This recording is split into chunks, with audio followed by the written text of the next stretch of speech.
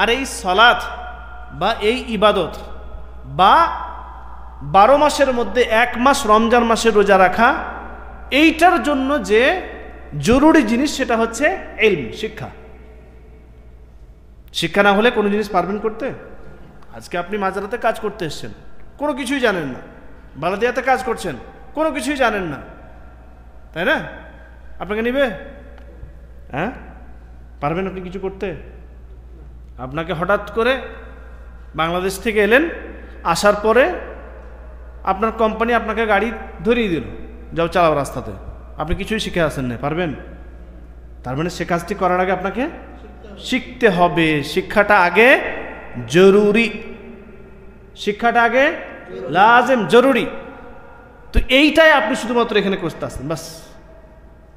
আপনি যে 5 ওয়াক্তের নামাজ পড়বেন, আল্লাহ তাআলাকে এই যে 5 স্তম্ভ, এই 5 স্তম্ভের মধ্যে আকীদা, আল্লাহ তাআলাকে এক বলে বিশ্বাস করেছেন, রাসূল সাল্লাল্লাহু আলাইহি ওয়াসাল্লামকে রাসূল বলে মেনে নিয়েছেন, শাহাদত দিয়েছেন।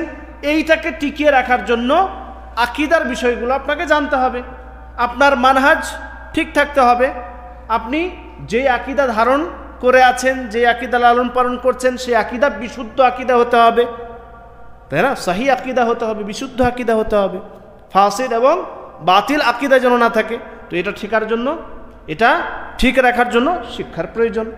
সালাত আদায় করবেন, 5 ওয়াক্তের নামাজ কিভাবে পড়বেন, কখন কিভাবে, কোন দোয়াটি পড়বেন, কোন দোয়া পড়লে কোন সময় কি ধরনের ফজিলত রয়েছে। সালাত 5 ওয়াক্তের নামাজের পাশাপাশি আরও যেগুলো 2-4 ওয়াক্তের সুন্নত আছে, সেই সুন্নতগুলো কিভাবে পড়বেন। অর্থাৎ সালাত সম্পর্কে আপনাকে কিছুটা জানতে হবে, যাতে করে সেই ফরজটি আপনি আদায় করতে পারেন। রমজান মাসে রোজা রাখা, সেটা সম্পর্কে আপনাকে কিছুটা জানতে হবে। তো এই শিক্ষাটার জন্য শুধুমাত্র এখানে আপনার আশা। তো এই সুযোগ পেয়েছেন, এই সুযোগ যদি ছেড়ে দেন তাহলে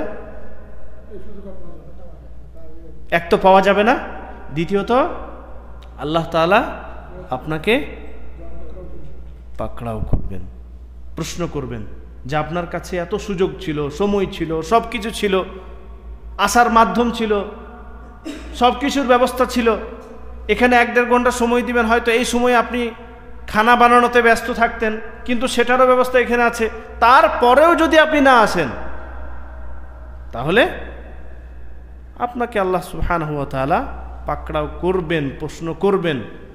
আমি তো একদম আল্লামাতুদ দাহার হয়ে যায়নি, সব কিছু জেনে গেছি, এরকম তো আপনি না, অনেক কিছু জানার বাকি আছে। সালাফগণদের থেকে উক্তি বর্ণিত রয়েছে যে তেনারা বলতেন, যেনাদের থেকে হয়তো এমন এমন পুস্তক তেনারা লিখেছেন, অনেক সালাফ এরকম আছেন যেনাদের থেকে এত বই, সুবহানাল্লাহ, এত বই তেনারা লিখেছেন যে সেই ব্যক্তিদের মধ্য থেকে কোনো একজন ব্যক্তি, উদাহরণস্বরূপ শাইখুল ইসলাম ইমাম তাইমিয়া রাহমাতুল্লাহ আলাইহি বা ইমামুল কাইয়িম রাহমাতুল্লাহ আলাইহি, তো এনাদের বই যদি পড়তে শুরু করেন, সারা জীবন আপনার শেষ হয়ে যাবে, বই শেষ হবে না, বইয়ের পাতা শেষ হবে না। তো সালাফগণ তিনারা এত বই লিখেছেন, এত ইসলাম সম্পর্কে আপনাদের আমাদের সামনে পেশ করে গেছেন, সেটা পড়ার আমাদের সময় শেষ হয়ে যাবে, কিন্তু বই শেষ হবে না। তিনারা বলছেন যে আমরা সমুদ্রের ধারে গেলাম এবং কিছু বালি নিয়ে খেলা করলাম, এইটুকু হচ্ছে আমার ইলম, এখনো সমুদ্র বাকি। তাহলে আপনি কি, আপনি কিছু জেনেছি? কিছুই জানি না এখনো, কিছুই শিক্ষা গ্রহণ করতে পারিনি এখনো। আপনার আমার ওপর 5 ওয়াক্তের নামাজ ফরজ, 5 ওয়াক্তের সালাত ফরজ, এইটুকু কিভাবে আদায় করতে পারবো সেটাই এখনো পর্যন্ত, কাউরির বয়স 50, কাউরির বয়স 40, এখনো শিখলাম না। এইটুকুই আমরা শিখলাম না, বাকি যে সমস্ত বিধিবিধান আছে, আহকাম মাসাইল আছে, সেগুলো তো বাদই দিলাম। সালাত যেটা আপনি প্রত্যেক দিন পড়বেন, যেটা না পড়লে আপনার মুসলমানিত্ব বজায় থাকে না, সেটুকুই আমি এখনো পর্যন্ত শিখতে পারলাম না। তাহলে অবশ্যই আসতে হবে, ইসলামী দাওয়াত সেন্টারগুলো আপনাদের জন্য। ফলে আপনি অবশ্যই প্রত্যেক সপ্তাহে, কোনো সপ্তাহ যেন মিস না যায়।